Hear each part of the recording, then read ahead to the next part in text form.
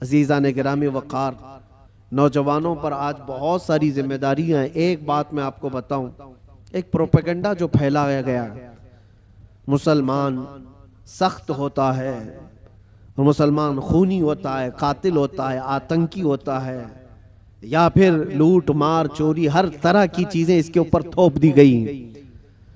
Europe की दुनिया में भी ये बहुत फैलाया गया है ताकि डर के मारे कोई इस्लाम को पढ़ना भी ना चाहे। तकरीबन आज से 13-14 साल पहले की बात मैं आपको बता रहा हूँ, या उससे भी ज्यादा पहले, अफगानिस्तान में जब हालात बहुत खराब थे, वहां पर नेटो की सारी फौजें उतरी हुई थीं, एक बड़ी जंग चल रही थी। उस वक्त अमेरिका की रहने वाली एक न्यूज रिपोर्टर, लेडी है, औरत है, वो हालात का मुआयना करने के लिए अफगान आई थी।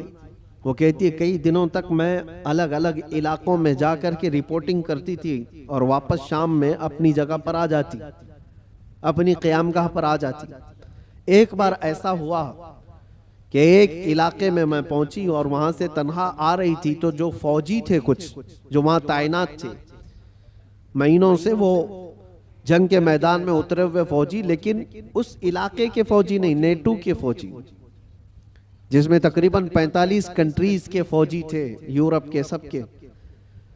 उन फौजियों में से 2 फौजियों ने इसको पकड़ लिया, इस औरत को, और इसके साथ कुछ गलत करने के इरादे से वो एक अंधेरी जगह पर उसको खींच रहे थे, ले जा रहे थे। शाम का वक्त था। इत्तेफाक ऐसा कि 2 नौजवान मस्जिद की तरफ जा रहे थे, मोमिनीन में से 2 नौजवान वहां से गुजर रहे थे। तो वो 2 नौजवानों ने अचानक जब ये हालत देखी कि एक खातून को जोर जबरदस्ती पकड़ करके कुछ लोग घसीट रहे हैं, तो उन्होंने आवाज लगाई और ताकतवर पठान लोग थे, हमला आवर हुए। तो फौजी चूंकि गलत नीयत से उसके साथ बदतमीजी कर रहे थे, छोड़ करके भाग गए जब तक उस औरत के कपड़े उपड़े फटे हुए थे, हालत बुरी थी। लेकिन ये 2 नौजवान मुसलमान थे, दाढ़ी टोपी वाले, उस खातून को वहां से आजाद कराया और अपने तरफ ले लिया, अपने पास ले लिया। ये खातून कहती है कि मुझे तो ज्यादा डर लग गया कि ये वहशी मुसलमानों के हाथ में आ गई, अब पता नहीं क्या करेंगे, सीधे ज़बह करते हैं लोग, क्योंकि बचपन से प्रोपेगेंडा दिमाग में था। अमेरिका की रहने वाली, उसके दिमाग में यही सारी चीजें भरी गई थी, मुसलमान सख्त होता है, कातिल होता है, आतंकी होता है, लुटेरा होता है, न जाने क्या क्या चीजें फैलाई गई हैं। वो डरी हुई थी औरत, क्या पता नहीं, वो तो फौजियों के हाथ में थी, वो अपनी जिस्मानी ख्वाहिश पूरी करके छोड़ देते, लेकिन ये लोग तो बहुत खतरनाक किस्म के लोग हैं, ये तो सीधे ज़बह कर देते हैं, खून बहा देते हैं। डरी सहमी हुई उन 2 नौजवानों के हाथ में तो आ गई, लेकिन वो 2 नौजवान लेकर गए, एक कमरे में इस खातून को बंद कर दिया और ताला लगा दिया, बंद कर दिया। ये डरी थी शायद मेरी मौत का कोई परवाना आने वाला है, या कुछ भी मेरे साथ किया जा सकता है, या हो सकता है मुझे किडनैप करके हमारे मुल्क से कुछ मेरे बदले में मांगने वाले हो। तरह तरह के ख्यालात आ रहे थे। वो न्यूज रिपोर्टर है, कहती रात हुई तो अचानक दरवाजा खुला, और पूरा दरवाजा नहीं खुला, बाहर ही से कोई बड़ी थाल जिसमें खाना पानी सब कुछ था, अंदर उन्होंने ढकेल दिया और कपड़ों का एक जोड़ा भी अंदर पहुंचा दिया, और फिर दरवाजा बंद कर लिया।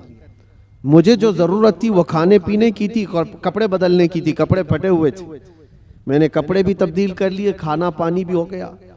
दूसरे दिन भी बराबर वक्त पर दरवाजा थोड़ा सा खुलता और खाना आ जाता, फिर बंद हो जाता, जो जरूरत की चीज थी। लेकिन कोई जवान अंदर नहीं आ रहा है, कोई जवान अंदर नहीं आता, दरवाजा बाहर से बंद होता है।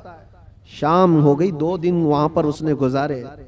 उसके बाद वो कहती है कि उसके सिफारत खाने के लोग, उसके एम्बेसी के जिम्मेदार लोग आए उन नौजवानों के साथ। जब दरवाजा खोला और उनकी जुबान में, उसी औरत की जुबान में बात किया और कहा कि हम तुम्हारे सिफारत खाने से आए हैं, इन नौजवानों ने आकर हमें ये इत्तिला दी कि फला मुल्क की इस तरह की एक खातून मजलूम थी, हमने उसको पनाह दिया है, उसकी हिफाजत की है, आप आए अपनी औरत को ले जाएं और उसके मुल्क तक सही सलामत पहुंचाएं।